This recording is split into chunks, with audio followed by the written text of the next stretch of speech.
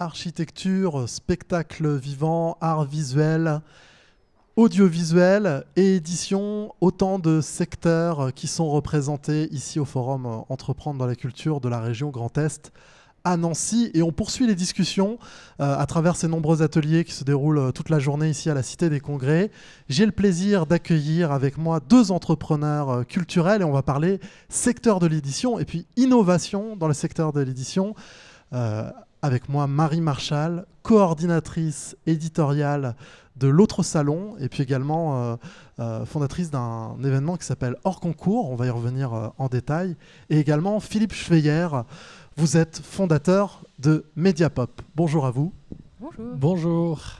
Alors, qu'est-ce que c'est entreprendre dans le secteur de l'édition aujourd'hui ? Quelle a été un peu l'histoire de votre parcours ? Comment on en arrive à monter sa propre structure ? Et puis, finalement, à cette époque aussi des chamboulements numériques, les modèles économiques et la création de valeur est fortement affectée. On entreprend quand même. Philippe ? Oui, moi en fait ça s'est fait un peu par le biais de rencontres. J'ai commencé par rentrer dans le secteur de l'édition, mais de magazines plutôt. Et donc j'ai lancé ma boîte qui s'appelle Mediapop en 2008. Et l'objectif c'était d'éditer un magazine. Ce magazine s'appelle Novo, c'est un magazine culturel qui est diffusé sur le Grand Est. Et l'édition de livres, par contre, pour ce pourquoi je suis là aujourd'hui, c'est venu un petit peu après, en fait. Parce que quand on édite un magazine, on va rencontrer des gens, on va rencontrer des photographes, des écrivains, etc. Et ça s'est fait un petit peu naturellement. Et au départ, je ne soupçonnais pas que je deviendrais vraiment éditeur à temps plein. Aujourd'hui, en 2017, j'ai déjà plus de 50 livres publiés. Voilà. Donc ça s'est fait sans préméditation, mais par le fil des rencontres. Voilà, c'est comme ça. Tout d'un coup, je suis devenu éditeur. J'avais pas rêvé de devenir éditeur quand j'étais petit, mais c'est venu parce qu'il y a des gens autour de moi qui ont du talent, donc j'ai eu envie de publier leurs livres. Je fais aussi belles rencontres grâce au magazine. Il y a des gens que j'admire, que j'ai pu approcher grâce à ce magazine et j'ai pu leur proposer des projets. Et tout ça, en fait, il y a une sorte d'effet boule de neige et chaque année, en fait, on me soumet plus de projets. Les projets sont de plus en plus intéressants et je continue à éditer. Voilà.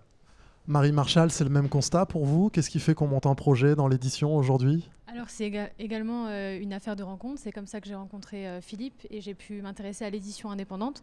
Donc du coup, je ne suis pas éditrice per se, mais je nage un peu dans les institutions, les événements autour de l'édition. Donc l'autre salon, le salon de la micro-édition au Salon du Livre de Colmar, donc encore plus petit que les éditeurs indépendants, les micro-éditeurs qui éditent et impriment avec des techniques artisanales. Donc un peu le retour au métier d'éditeur. Éditeur-imprimeur, et Hors Concours, qui est un prix, le premier prix littéraire dédié à l'édition qui n'a pas de prix, donc l'édition indépendante, qui se déroule sur tout le territoire. Et c'est la 2e édition cette année. Voilà. Et on devient entrepreneur. Là, je suis auto-entrepreneur parce que à la fin de mes études, j'ai tenté j'ai intégré une entreprise. J'ai fait mes 9 mois à Paris et puis je suis vite rentrée en Alsace parce que j'avais envie de monter quelque chose à échelle humaine et du coup défendre l'édition indépendante. Voilà. Entreprendre dans le secteur de l'édition, c'est comme entreprendre dans d'autres secteurs d'activité. Quelles sont les principales difficultés selon vous pour démarrer, Philippe ? Moi, je pense qu'il n'y a pas tant de difficultés que ça. Simplement, quelqu'un qui voudrait lancer une maison d'édition de livres comme ça, sans capital, sans rien, je pense que je lui déconseillerais parce que c'est quelque chose qui rapporte de l'argent à long terme éventuellement. Mais au départ, c'est très compliqué. Moi, j'ai eu la chance justement d'avoir d'autres activités en parallèle, des activités qui se rejoignent les unes les autres, l'édition de magazines et aussi la communication graphique pour des structures culturelles. Et c'est ces activités-là qui m'ont permis en fait d'avoir les moyens d'éditer les premiers livres que j'ai édités. Après, c'est une économie très précaire, donc j'aurais jamais eu, par exemple, les moyens de me salarier juste en éditant des livres. Mais c'est venu petit à petit, cette activité qui d'ailleurs a été soutenue par la DRAC, par la région aussi. C'est un petit complément, mais qui n'est pas négligeable. C'est vraiment une activité qui ne génère pas de quoi en fait salarier quelqu'un ou recruter des gens. Mais par contre, comme j'ai la chance d'adosser cette activité à une activité d'agence de communication et une activité d'édition de magazine, je suis un petit peu tranquille. Dès que j'ai un peu d'argent de côté, ça me permet de l'investir dans un projet, de sortir un nouveau livre, etc. Et alors, moi, ce à quoi je tiens, en fait, c'est la constitution d'un catalogue. C'est-à-dire que les livres que j'ai édités il y a 3 ans, il y a 4 ans, il y a 5 ans, ils continuent à se vendre. C'est des petites quantités tous les mois, mais un livre plus un livre plus un livre avec des petites quantités, à la fin, ça fait une petite somme qui devient moyenne à la fin du mois. Donc c'est vraiment une activité pour quelqu'un qui voudrait faire que ça, comme ça, et qui espérerait avoir un salaire tout de suite, c'est compliqué. Mais par contre, si on a la chance d'avoir autre chose à côté, on peut y arriver. Donc pourquoi pas un modèle économique qui peut passer par la diversification des ressources, à la fois éditeur, mais agence de communication, pourquoi pas un peu de presse, du graphisme, on balaye comme ça de la pluriactivité à travers son profil. Ouais. Exactement, moi c'est exactement ce qui s'est passé, mais ça s'est fait naturellement en fait. Au départ, je ne savais pas trop où j'allais quand j'ai monté ma boîte. J'avais des aspirations, mais je ne m'imaginais pas éditer autant de livres que ce que j'ai fait jusque-là. Maintenant, j'édite également des disques vinyles. J'en suis à 15 références. Ça non plus, c'était pas du tout prémédité. C'est vraiment les rencontres. On en parle beaucoup de rencontres comme ça. Les rencontres aujourd'hui, ça se trouve, je vais rencontrer quelqu'un qui va avoir un projet de livre, de disque, etc. Et ça fait un effet boule de neige. Donc c'est vraiment, il faut partir. Moi, quand j'ai monté ma boîte, c'était Mediapub, c'est une SARL avec 1 000 € de capital. On est à deux associés. Moi, j'ai mis 700 €. Mon associé Bruno Chiban a mis 300 €. 1 000 € de capital, c'est à la portée de pratiquement tout le monde, je pense.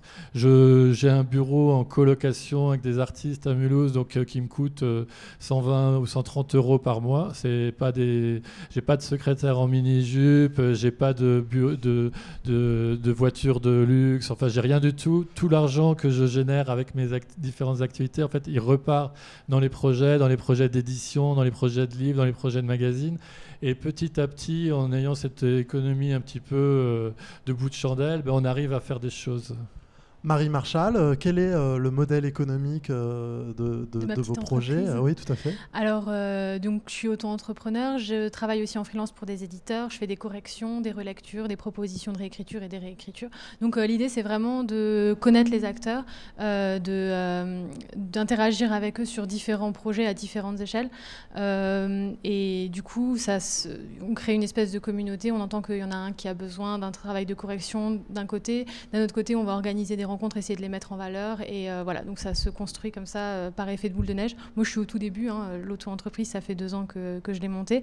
À la base, c'était pour pouvoir facturer mes prestations en plus d'un autre travail à côté, en attendant de monter une autre entreprise.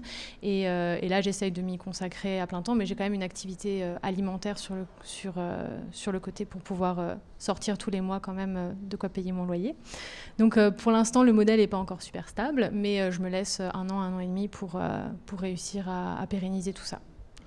Donc une fois de plus, pour un projet exigeant dans l'édition, c'est la multitude d'activités qui permet d'équilibrer ou de vivre en attendant des jours meilleurs sur l'objet principal de la structure. C'est ça. Je pense que vraiment multiplier les projets, les structures, ça permet déjà, en plus, c'est passionnant de pouvoir se concentrer sur tout le long de l'année sur différents projets. Le prix littéraire, ça me prend, en termes de temps, ça me prend 6 mois dans l'année.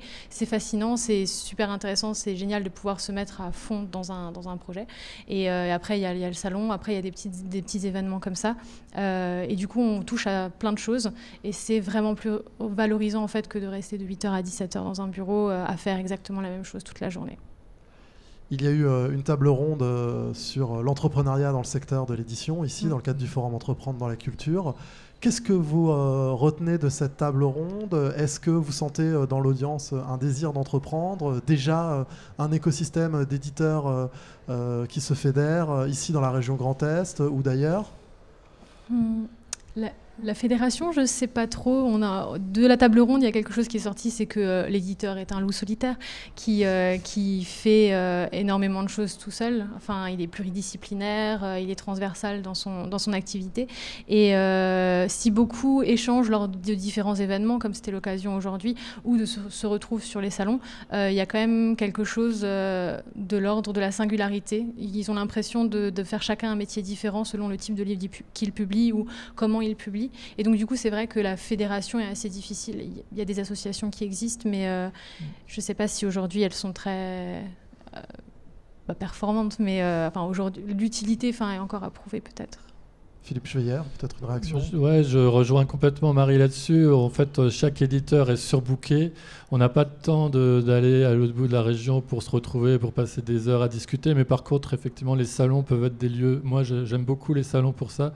C'est vraiment l'occasion, effectivement, que ce soit aujourd'hui lors de la table ronde ou lors de salons littéraires, c'est rencontrer d'autres éditeurs. Et puis, il y en a peut-être quelques-uns avec lesquels on va avoir des affinités et on va échanger. Et c'est toujours intéressant de profiter de leurs expériences. Par contre, d'essayer de regrouper tous les éditeurs dans une structure et que tout le monde avance vers la même direction, c'est très très compliqué. On a tous des parcours très différents, très atypiques, chacun.